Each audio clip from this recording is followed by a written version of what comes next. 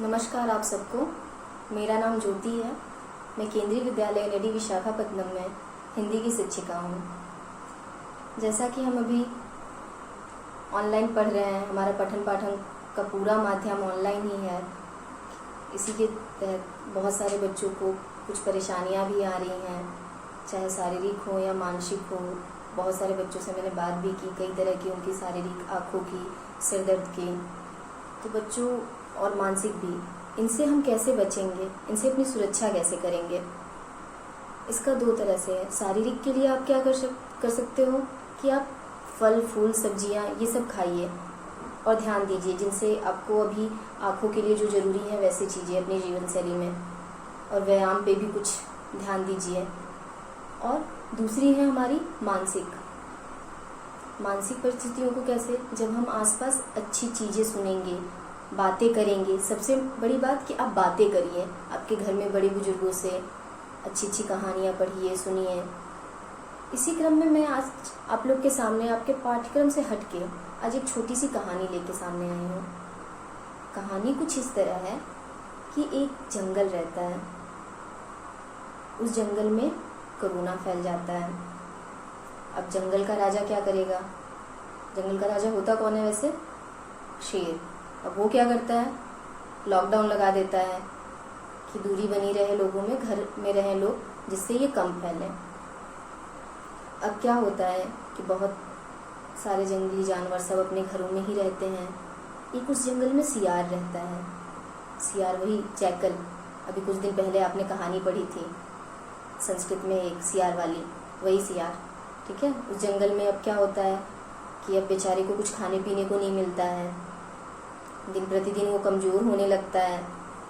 तो एक दिन क्या देखता है वो, जब धीरे धीरे इस लॉकडाउन को हटाया जाता है, क्रम में कुछ लोग आवश्यकताएं पड़ती हैं, सब बाहर आने जाने लगते हैं, सभी जानवर थोड़े बहुत। तो एक दिन वो देखता है कि एक चूहों का समूह शाम को जा रहे होते हैं, और वो चूहों की संख्या बहुत होती है, हजारों की संख्या में होती है।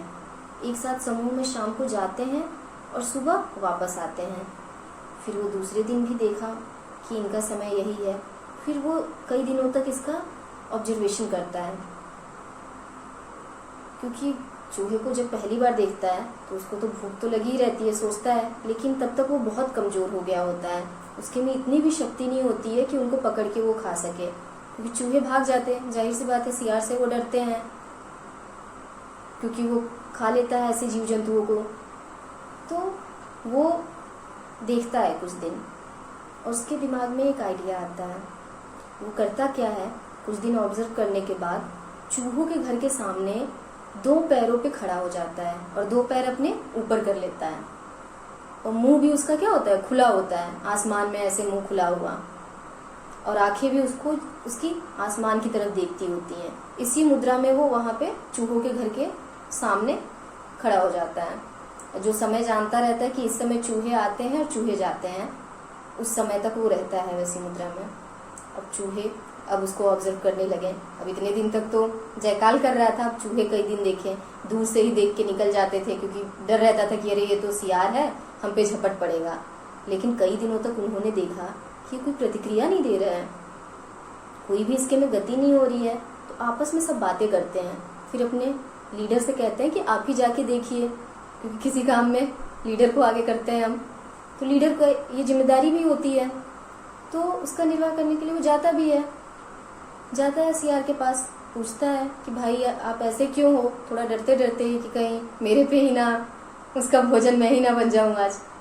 लेकिन जयकाल ऐसा कुछ करता नहीं है। उसका उत्तर देता है, कहता है कि मैं दो पैरों पे इसलिए खड़ा हूं ताकि इस धरती का बोझ कम हो सके।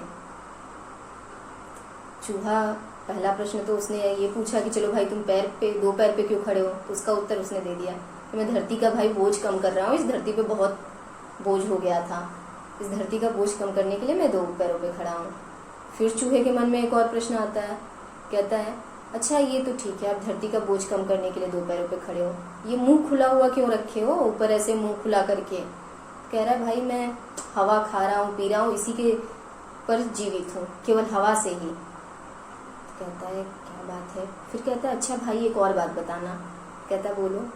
तो ये अब ऊपर ये आंखें क्यों, मतलब लग रहा है किसी पे केंद्रित हो, उसी से देख रहे हो। तो मेरा जो कांटेक्ट है ना सीधे ईश्वरीय शक्ति, जो देवीय शक्ति है ना, उससे है। मैं उससे बातें करता हूँ, तो इसलिए मैं हमेशा ऊपर ही में देखता रहता हूँ, बात करता रहता हूँ। अब तो चूहे क्या बात है, कितने बड़े महात्मा तपस्वी 2 पैरों पे बस खड़े हैं, धरती के बोझ को कम करने के लिए वो इतनी महान तपस्या कर रहे हैं, केवल हवा पे जीवित हैं, वो हवा खा रहे हैं, पी रहे हैं। अब चारों तरफ ये फैल जाता है चूहों की बिरादरी में तो एकदम से कि हाँ एक बहुत बड़े तपस्वी हैं इस जंगल में, सियार महर्षि, जो कि ऐसा करते हैं। अब लोगों की भीड़ बढ़ने लगती है चूहों की देखने की, उनकी बिरादरी के दूर दूर के चूहे भी सब आने लगते हैं उनके पास, सियार चालीसा पढ़ने लगते हैं सब चूहे। रोज सुबह वो लोग आ जाते हैं सबके सब एक साथ सारे चूहे। और कुछ दिनों तक सियार ने ऐसे ही देखा उनको कि हाँ सब आ रहे हैं, पूरा मेरे में ध्यान लगा रहे हैं, बैठे रह रहे हैं, और फिर एक साथ जाते हैं। अब धीरे धीरे क्या करना शुरू किया सियार ने कि जैसे ही चूहे वापस जाते थे ना, जब तक सामने रहते थे तब तक नहीं, जब पीछे वो हो जाते थे, यानी जाने के लिए वापस कि कोई चूहा इधर देखता ना रहे सियार की तरफ, वो पीछे से जो लास्ट के 4-5 चूहे होते थे उनको पकड़ के अपना नाश्ता सुबह का उसका हो जाया करता था। यही काम वो प्रतिदिन करने लगा, क्योंकि इतने सारे चूहे आते थे, हजारों 10,000 की संख्या में। उनमें से आखिरी के जो 4-5 चूहे होते थे, जैसे ही मुड़ते थे सब एक लाइन से वापस जाने के लिए, पीछे के 4-5 चूहों को उठा के अपना भोजन, उसका नाश्ता हो जाया करता था। ऐसे ही देखा एक दिन चूहों के लीडर ने कि कुछ चूहे दिखाई नहीं दे रहे हैं, और जो ये सियार है इसका स्वास्थ्य कुछ ज़्यादा ही अच्छा होते जा रहा है, ये तो भाई मोटा तगड़ा एकदम होने लगा है, क्या बात है। तो फिर सोचता है, उसके मन में शंका आती है। तो एक दिन क्या करता है कि जब सारे चूहे सुबह जाके उसके ध्यान में लगे रहते हैं सियार के सामने, तो वो छिप कर देखता है, तब तक तो शुरू रहता है जब तक ध्यान में है वो। लेकिन जैसे ही चूहे वापस लौटते हैं, फिर से सियार क्या करता है, अंत में के जो 4-5 चूहे होते हैं उनको पकड़ता है, और जैसे ही खाता है उसको, तब उसको लीडर को पता चलता है कि अच्छा ये कारण था कि हमने इस पे विश्वास कर लिया, क्या करना चाहिए था। फिर वो जाता है वापस और बाकी चूहों को बताता है कि देखो ऐसा है। तो इस तरह से विश्वास हमें नहीं करना चाहिए था किसी पे, हमें अच्छी तरह से और सोच समझ के, और जिसकी जो प्रवृत्ति है इस चीज़ को ध्यान रखते हुए कि क्या सही गलत है, तो बाकी चूहे उस दिन से रास्ता बदल देते हैं। तो बच्चों, इस कहानी से हमें क्या सीख मिलती है? सीखने की बात तो बहुत सारी थी, इसमें कुछ मुख्य बिंदुओं पे कि एक कि आप किसी पे भी इसी तरह विश्वास मत कर लीजिए, और दूसरा एक लीडरशिप की क्वालिटी आप देखेंगे वो कैसी होनी चाहिए। तो विश्वास की बात ऐसा नहीं है कि आप किसी पे मत करिए विश्वास, लेकिन ध्यान दीजिए, सोचिए, समझिए, उसमें मनन करिए, तब ठीक है। आपके घर में बड़े बुजुर्ग हैं, सब हैं, उनसे बातें करिए, उनके बारे जानिए, कोई भी आपको समस्या है तो बच्चों आपके लिए खास तौर से ये है, ठीक है। अब यहीं मैं अपने वाणी को विराम देना चाहूँगी।